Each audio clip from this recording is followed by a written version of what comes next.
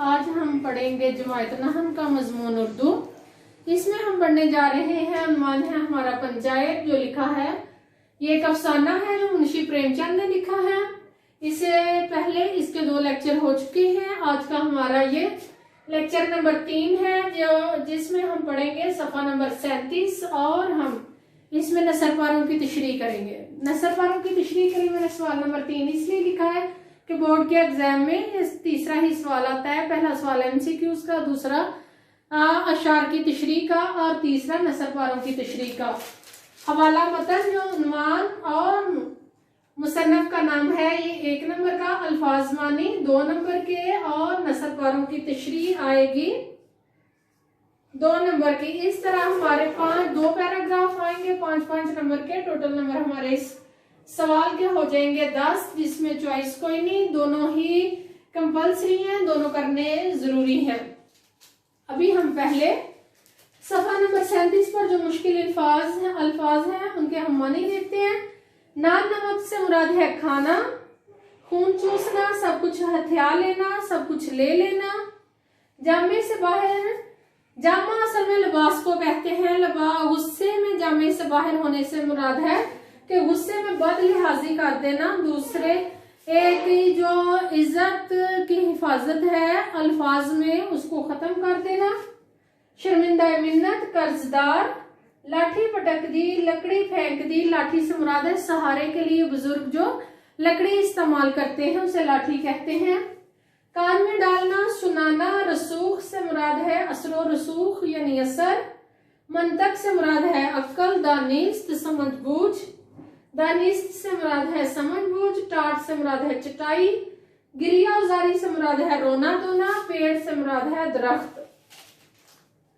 पंचायत का असल मतलब है इंसाफ।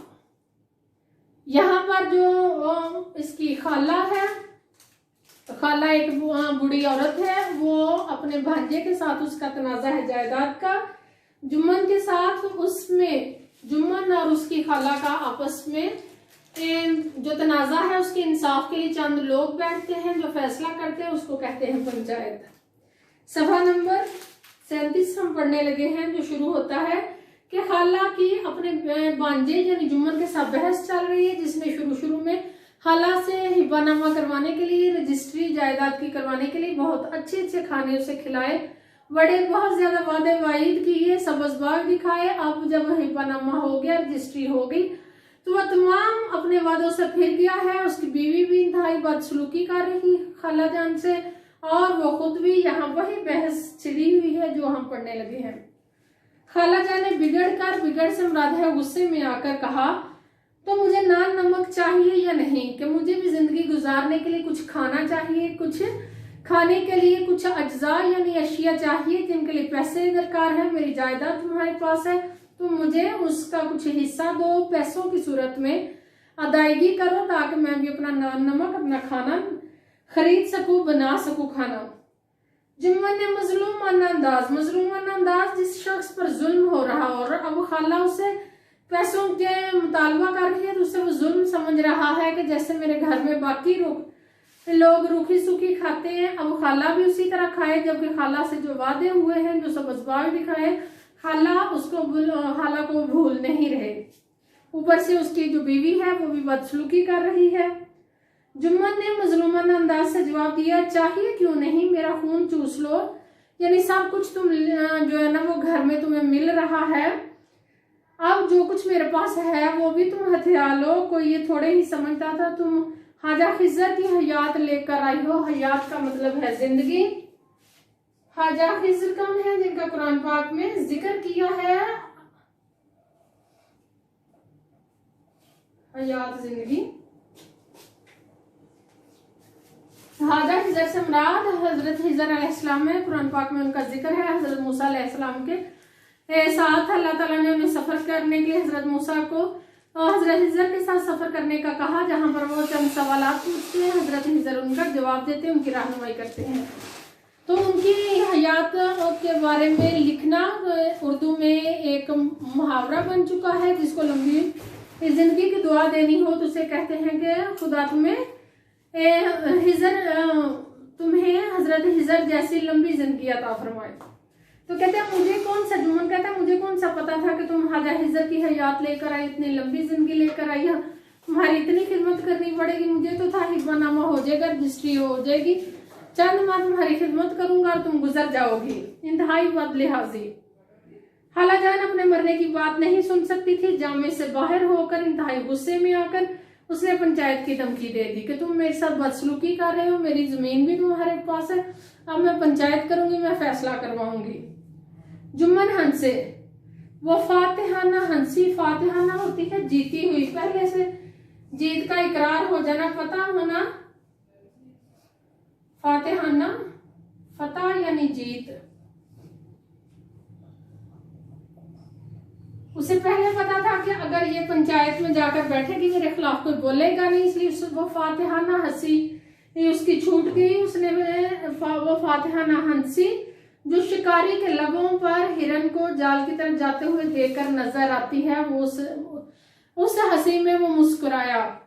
अब शिकारी हिरन को जाल की तरफ जाते हुए इसलिए देख के मुस्कुराता है, मैंने आगे जाल लगाया, वो हिरन जाएगी वहां फंस जाएगी। अब वो भी हंसा इसलिए है कि अगर ये अब मेरे ही रहमो करम पर है, अगर ये पंचायत में जाएगी वहां सारे जो पंच होंगे, जो इंसाफ करने वाले, वो सारे तो मेरे कर्जदार हैं, इसलिए इसे मेरे ही जाल में फंसना होगा, मेरे ही रहमो करम पर इसे रहना होगा। हाँ हाँ जरूर पंचायत करो, जरूर फैसला करवाओ, फैसला हो जाए। मुझे दिन रात का वबाल पसंद नहीं, वबाल से मुराद है लड़ाई झगड़ा, मुझे पसंद नहीं। पंचायत की सदा किसके हक में उठेगी? सदा होती है आवाज। सदा किसके हक में उठेगी, किसके हक में होगी पंचायत की आवाज?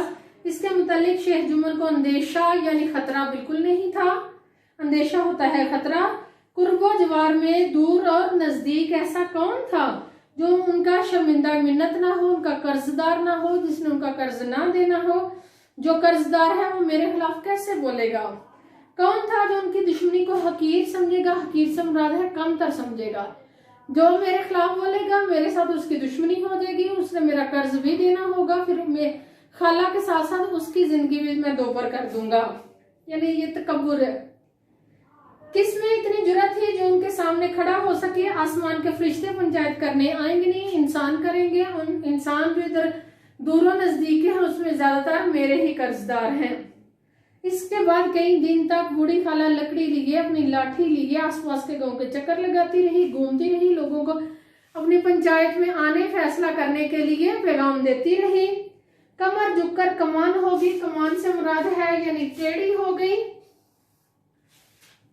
अब वो थक जाती, रोजाना जन्म लोगों के पास जाती, उनकी मिन्नत समाजत करती, पंचायत का पैगाम देती। कदम चलना कदम में पाऊं।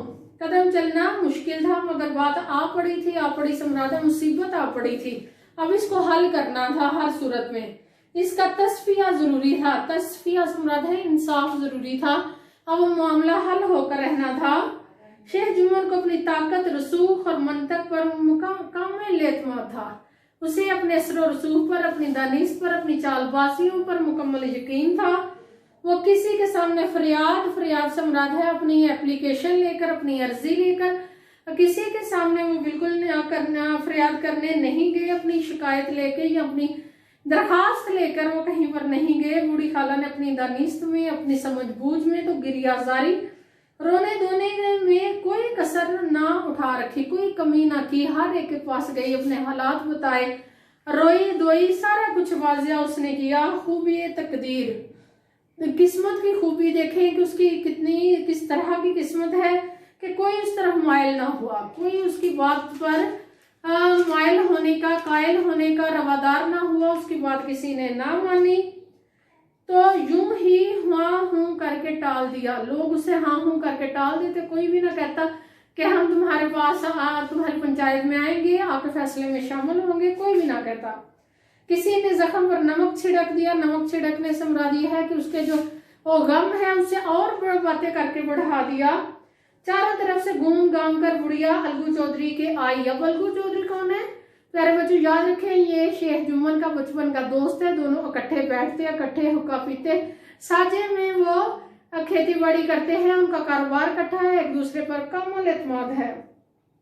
अब वो अलगू चौधरी के पास आई, लाठी पटक दी, वो लकड़ी फेंक दी। थकी हुई है खाला और दम लेकर, दम से मुराद है सांस लेकर कहा, बेटा तुम भी घड़ी भर को, घड़ी यानी थोड़े से वक्त के लिए मेरी पंचायत में चले आना। अलगू बेरुखी से बोले। अलगू बेरुखी से बोले वो इसलिए कि वो तो जुम्मन का बेहतरीन दोस्त है, वो कैसे उसके खिलाफ पंचायत में जा सकता है, इसलिए वो बेरुखी से बोले, मुझे बुलाकर क्या करोगी?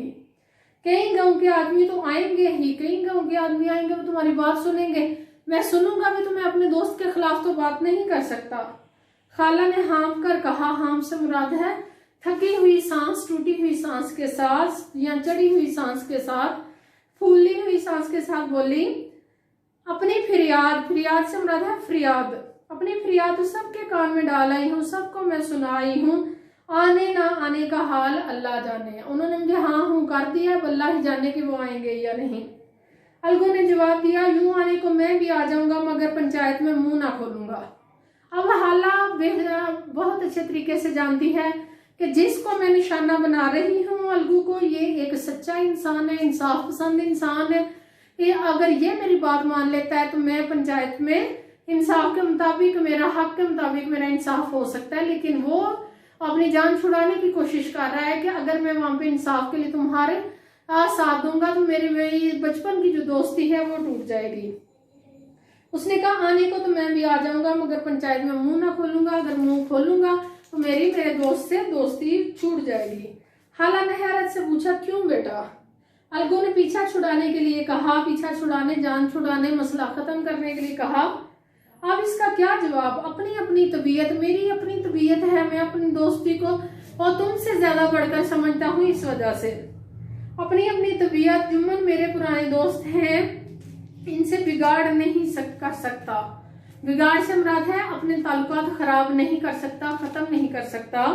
हाला ने ताक कर निशाना लगाया, ताक से मुराद है चुन कर निशाना लगाया। यही इसका मेन पॉइंट है पंचायत का कि ताक कर निशाना लगाने से मुराद क्या, कि वो समझती है कि मुझे किस मौके पर क्या लफ्ज बोलने चाहिए, तो वो क्या लफ्ज बोलती है, ताक कर निशाना मारा बेटा क्या बिगाड़। बिगाड़ से मुराद है मुसीबत सारा ने। बिगाड़ के डर से ईमान की बात ना कहोगे, यही असल इसमें इसका खुलासा है ईमान, कि जिस शख्स का ईमान मजबूत है वो कभी भी झूठ नहीं बोलेगा। तो कहते हैं क्या बिगाड़ के डर से ईमान की बात ना कहोगे। शाम को एक पेड़ के नीचे पंचायत बैठी, पेड़ के दरख्त के नीचे पंचायत बैठी, टाट बिछा हुआ था। अब वो अलगू से ना कर बैठा है खाला को, मैं नहीं आऊंगा, अगर आऊंगा तो मुंह नहीं खोलूंगा। लेकिन खाला जाते जाते उसके ईमान को जो है ना वो निशाने पर रख गई है। टाट बिछा हुआ था, चटाई बिछी हुई थी, हुक्का पानी का भी इंतजाम था। हुक्का पानी यानी जो आने वाले थे उनकी खिदमत का भी इंतजाम था।